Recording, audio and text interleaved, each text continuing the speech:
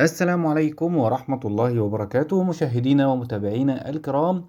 أهلا ومرحبا بكم فيديو جديد وأخبار جديدة وأسعار الذهب اليوم الاثنين الموافق 1 يناير 2024 في محلات الصاغة في مصر، مع العلم إن الأسعار دي بدون الضريبة والدمغة وبدون المصنعية.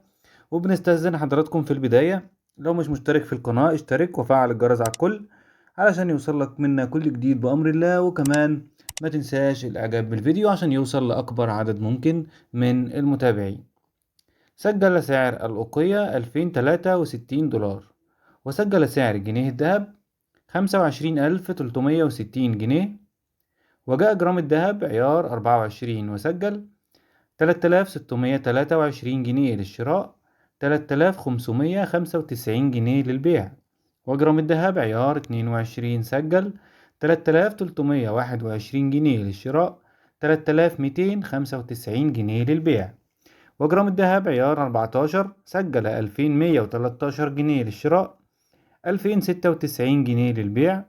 وجرام الذهب عيار 12 سجل 1811 جنيه للشراء، 1797 جنيه للبيع.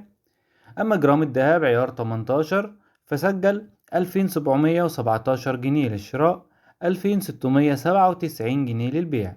وأخيرا سجل جرام الذهب عيار 21 3170 جنيه للشراء، 3145 جنيه للبيع. في النهاية شكرا لحسن المتابعة والاستماع، وما تنسوناش في الإعجاب بالفيديو والاشتراك في القناة، وانتظروا كل جديد. سلام عليكم.